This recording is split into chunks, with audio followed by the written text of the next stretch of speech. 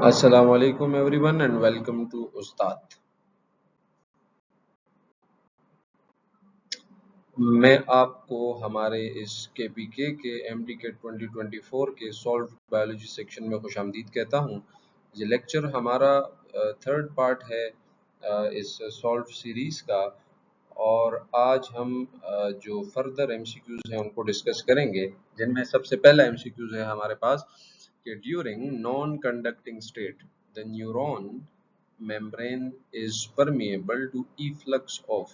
तो हमें पता है कि जी पोटाशियम के जो है वो लीक चैनल्स होते हैं जो कि हर वक्त इनका इफ्लक्स करवा रहे होते हैं थोड़ा थोड़ा। तो that will be the correct option will B K plus, which is option A.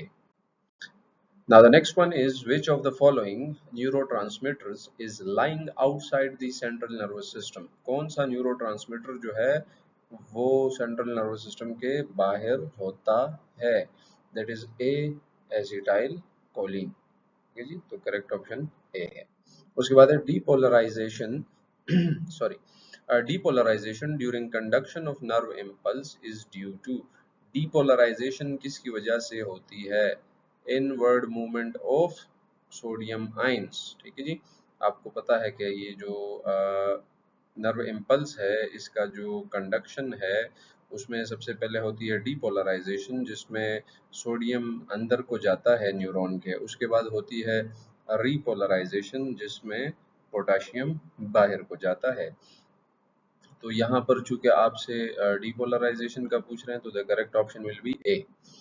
Next is, which of the following is not a feature of autonomic nervous system?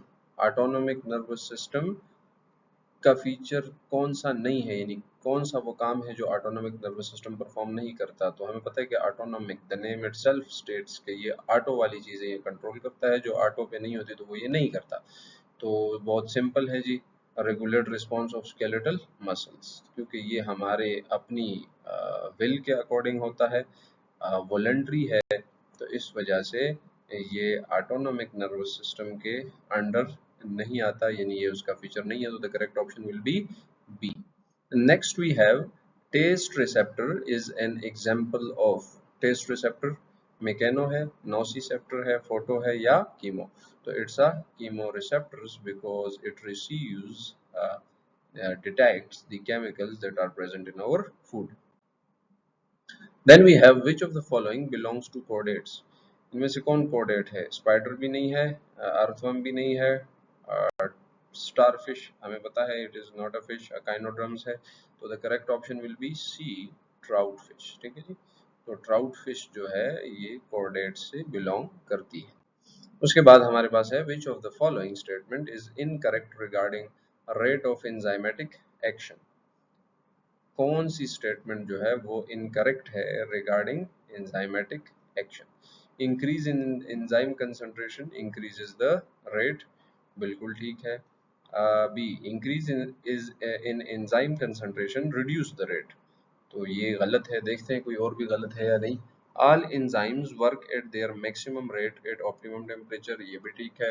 D, all enzymes work at their maximum rate at optimum pH. तो A B D are the correct option. So जो incorrect रहा हमारे पास that is B, increase in enzyme concentration reduce the rate of enzymatic action। ठीक है, next की तरफ बढ़ते हैं, and that is induced fit model of enzyme activity suggests that an enzyme, क्या suggest करता है induced fit model? तो induced fit model के अकॉर्डिंग पहला ऑप्शन देखते हैं कि जी कह रहे हैं कि जी can not modify its active site. नहीं, गलत है। हमें पता है induced fit model के अकॉर्डिंग स्लाइटली चेंज आता है एक्टिव साइट में।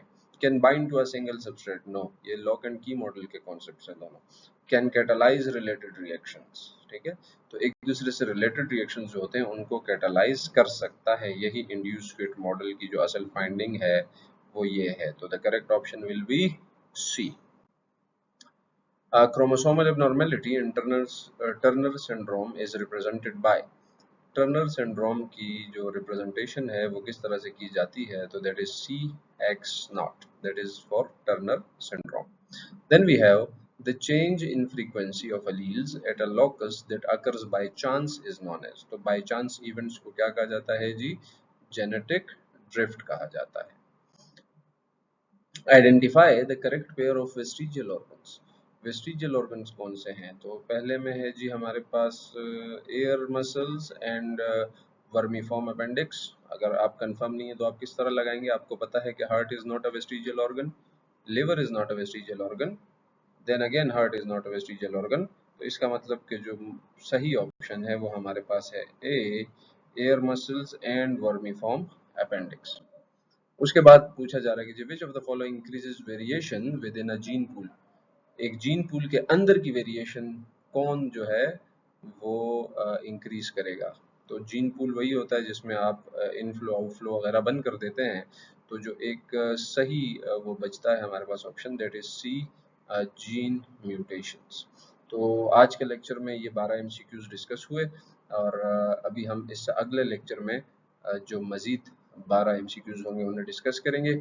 अगर आपको हमारा काम पसंद आया तो इट्स अ हम्बल रिक्वेस्ट, आजिज़ाना गुजारिश है आपसे, हमारे चैनल को सब्सक्राइब कीजिए और हमें ग्रो करने में मदद कीजिए। Thank you so much. अल्लाह हाफिज़। खुश रहें, आबाद रहें।